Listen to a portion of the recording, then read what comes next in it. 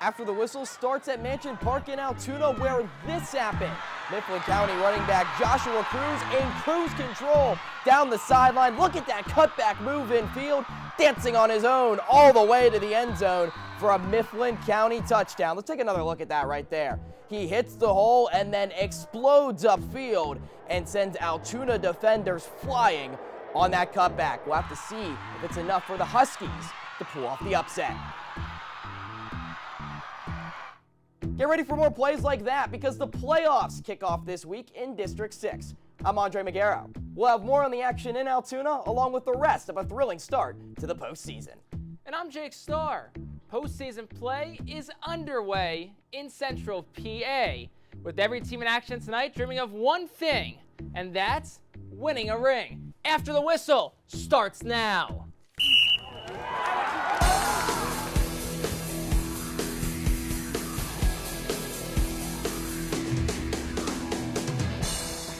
Let's start with our game of the week. That brings us to Tyrone, where the Golden Eagles host the Central Dragons, where Jeff Hohenstein is just 2 touchdowns away from tying the state career passing touchdown record and a mere 3 from passing the mark. Let's see if he can get it. Roll highlights. Let's go. Central, number 3 seed in the district, they are on the road for their first round playoff matchup. First drive of the game for Central, Jeff Hohenstein takes it all by himself up the middle, in for a 4-yard touchdown. Puts the Dragons up 7-0. Second quarter, Hohenstein. First touchdown of the night to Eli Lingenfelter. 14-0 Dragons. Just one more for Hohenstein to tie the state mark. But here comes Tyrone. Walk, touchdown pass to Ross Gamp into the end zone, 21-7, as Tyrone fights their way back. After interception again, Walk runs it in for a 3-yard touchdown, and the Golden Eagles are within just one score. Can they battle back? But we flash forward now, still in the second quarter. Ball's right on the goal line. Hohenstein, fade route to the throwback. Hunter Smith, that's a touchdown pass, number 137 for his career, and that ties the state mark. Hope to try next week to top that mark. 35-14, the final score. Central gets the win, and they are moving on. The Dragons, they'll take on top seed Pancambria in the district championship, while Tyrone finishes the year 8-3 overall. Sharon DeHaven was there from start to finish. She joined us now in studio with more. What do you got for us? Well, with playoff happening, it takes a mental toll on some. Adding a record on top of it, it makes it even harder. But Central quarterback Jeff Hohenstein was cool, calm, and collected. Central quarterback Jeff Hohenstein entered the game tonight 3 touchdown passes away from the Pennsylvania career record. In a playoff game, breaking records wasn't on his mind, and it was just to move on. I really wasn't worried about breaking any records. All I wanted was I was just looking for a win, and I want to do that however possible. If it means me throwing touchdown passes, then that's what I'm going to do. But if it means us running the ball for touchdowns, I just want points on the board. The Central Scarlet Dragons were rolling in the first half up 21-0, but Tyrone fought back, giving them 2 quick touchdowns, and the Golden Eagles were back in the game. We kind of had to flip the page and had to let's go to the next play. We know they're a good team; they're going to make plays, so had to come back after that. The Dragons will get their chance at redemption with another matchup against Pancambria in the District 6 Finals next Friday. Well, Hohenstein had a lot of pressure on his shoulders with the record looming over his head, but now he gets a shot at making history next week. Let's start it out in Class AA playoffs, where third-seeded Bald Eagle hosted number 6, Bellwood Antis. This is a big one here, the 3-6 matchup in 2A. We're going to pick things up at 7:35 to go in the first quarter, where Carson Nagel throws a 28-yard touchdown pass to Cameron Watkins, waving bye-bye to the defense and hello to our camera crew. It's 7-0 Bald Eagle. End of the first quarter now, 14-0 Bald Eagle. Bellwood Antis gets one back. Gavin Ridgway airs it out. Check out that spinning catch from Kyle Griffin, who explodes down the sideline to cut the lead in half. It's 14-7 Bald Eagle. Beginning of the second quarter, the same score. Gavin Ridgway for Bellwood Antis trying to make more magic happen down the sideline, but this time it's intercepted by Mike Snyder, setting up Bald Eagle with a short field. End of the second quarter, it's 21-7 Bald Eagle, and it's more from Nagel. This time a 10-yard touchdown pass to Gavin Eckley in the back of the end zone. Nagel with 2 touchdown passes on the day there. He finished with, count 'em, 5 as Bald Eagle coasts to a 45-19 victory. The win allows Bald Eagle to move on to the next round of the district playoffs, where they'll play the winner of this matchup. So who will they get? It's the 8-2 Penns Valley Rams playing host to the 6-4 Mount Union Trojans. Let's take a look at how it all went down. See the teams coming out of the tunnel here. Both teams scored touchdowns in the first 2 minutes of this one. Had it locked at 7-7. End of the first quarter, Ty Watson runs it in, 5-yard touchdown, puts Penns Valley up 14-7, and from there, they did not look back. Beginning of the second quarter now, Jackson Romig, a long touchdown pass. The Ty Watson breaks a tackle down the sideline. He could go all the way. Touchdown. 21-7 after the extra point is good. Look at the celebration there. Middle of the second quarter, Jackson Romig, another explosive play. This one to Danon Kurtstetter. That is a 60-yard touchdown pass. Makes it 28-7. Penns Valley has the lead. The crowd, they are hyped. They are into it. Final 3 minutes of the second quarter, Ty Watson gets the handoff, burst around, tackle, breaks a couple of ankles into the end zone. Touchdown, 35-7. And Penns Valley runs away with it. The crowd on camouflage night. The offense for Penns Valley certainly was not missing, though. Number 2 Penns Valley advances to face number 3 Bald Eagle next week at home. In September, Altoona took down Mifflin County 38-0. That was the Huskies' only loss in their last 5 games. On Friday, they headed to Mansion Park for another shot at the Mountain Lions and a chance in the District 6A title game.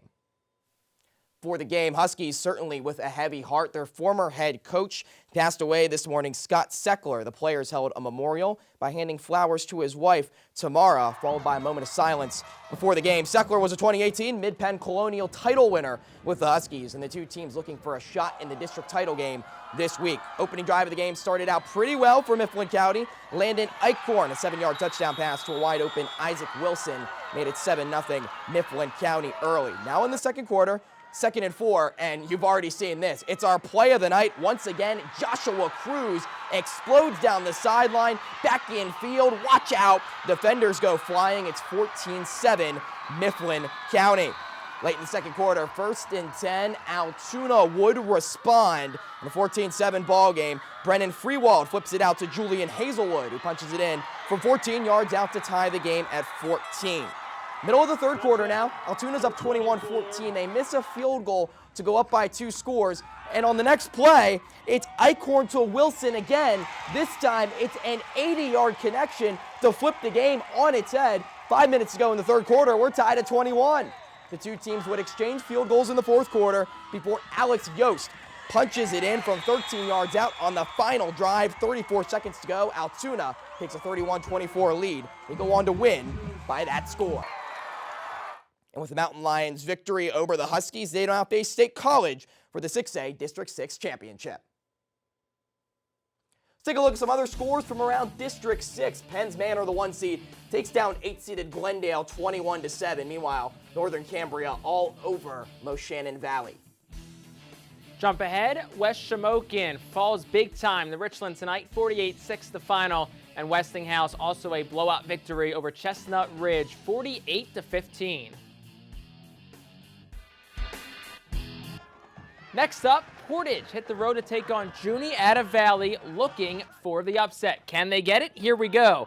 Early in the second quarter, ball is loose. Foster England jumps on it. That's a Juniata ball right around midfield. But right after recovering the fumble, Jacob Rodkey bursts through an opening all the way down the field, 51 yards down the sideline. He's in for an easy touchdown. Juniata Valley, though, misses the PAT, makes it a 6-0 ball game. First and goal, just under 4 minutes left in the half. Mason Kengo pounds it in for a score, 8 yards out. Portage makes the extra point, and it's a 7-6 lead. Action stalled a little bit till late in the second corner, where Andrew Miko hits Bodie Leo for a 37-yard pitch and catch. That has Portage threatening inside the 30, but the very next play, Jacob Rodkey, another impressive play for Juniata Valley. He picks off that pass. Even though Juniata Valley is still trailing, they regain possession.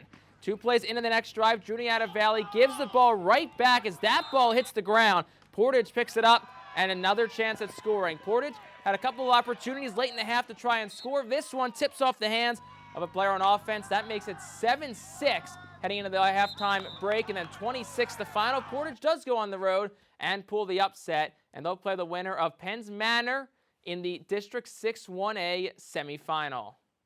Next, we travel to Patton for a single-A clash as third-seeded Cambria Heights battle the Wildcats of Homer Center, the 6th seed.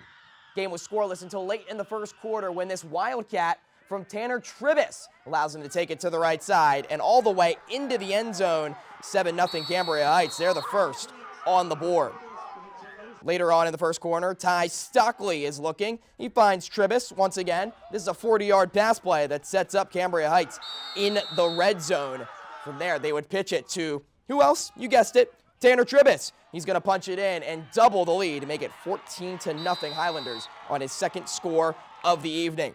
Wildcats would get on the board later in the second. After a key interception to flip momentum, Michael Kraujesic is able to come up with it and go all the way down to the red zone. There's a dive then from running back Landon Hill on the very next play to capitalize on that drive. It cuts the Cambria Heights lead in half, makes it the 14-7 game. Wildcats would take advantage of a few more turnovers at the end of the second quarter, but they couldn't carry that momentum into the second half as the Highlanders, there can only be one, take this one 21-7. Homer Center's injury-rattled season comes to an end. Meanwhile, Cambria Heights moves on. They'll take on Northern Cambria next week.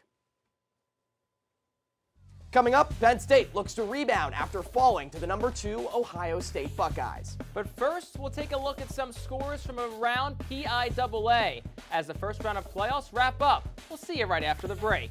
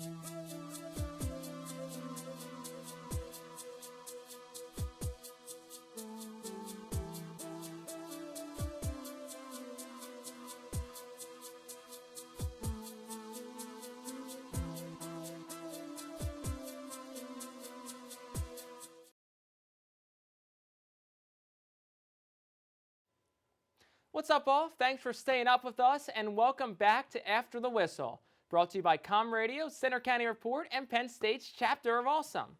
The undefeated State High Little Lions are enjoying a bye this week as they await their first playoff opponent. Logan Barandis has more. Thanks, Andre. The undefeated State High Little Lions are enjoying a bye week as they await their first playoff opponent. Let's take a look.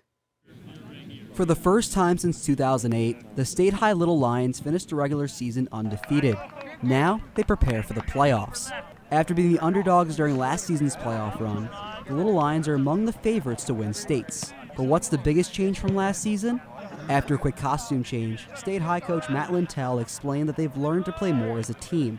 Yeah, we've grown up. You know, this is a tough physical football team that has really put it together. They play team-oriented football, selfless football. Kids really they care for each other, and it shows out there on Fridays. The stands here at Memorial Field may look empty now, but that'll change just 1 week from today as the Little Lions get set to kick off their playoff run. The Little Lions will play the winner of the Altoona and Mifflin County game. The Little Lions beat both teams last season and crushed Altoona in this season's matchup. The score of that game? A 55-14 blowout, a season high for points scored.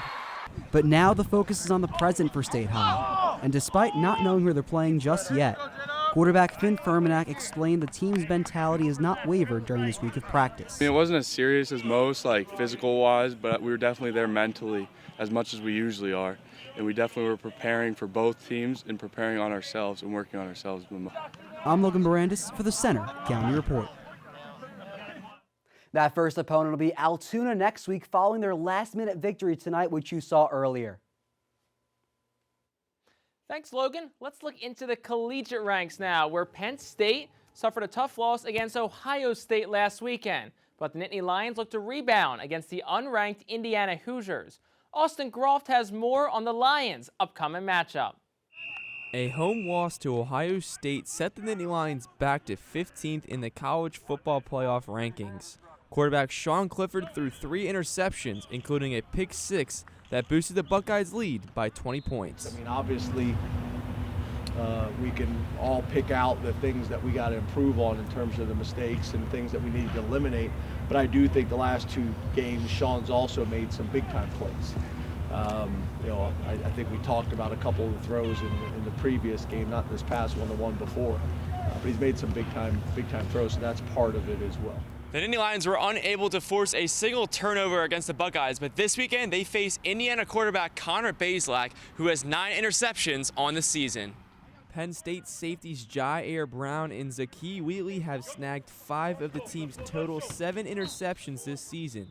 On the offensive side of the ball, Parker Washington is hoping to build off a career game. Just having a good game, just it's a momentum booster, confidence booster. It was exciting to make plays for the offense on Saturday. I just want to build on that coming up this week and just help the team win as best as we can to go 1-0. Indiana provides the Nittany Lions with an opportunity to bounce back. In University Park, I'm Austin Groff for the Center County Report. The Hoosiers and Nittany Lions are set to kick off tomorrow at 3:30 in Bloomington. Our crew's already out there, and they have all your coverage kicking off at 2:30 on Penn State's Com Radio. The playoff field gets cut in half this week, and more will be sent home down the line. But until then, I'm Jake Starr. And I'm Andre Magaro. Tune in next week for more District 6 playoff coverage here on After the Whistle.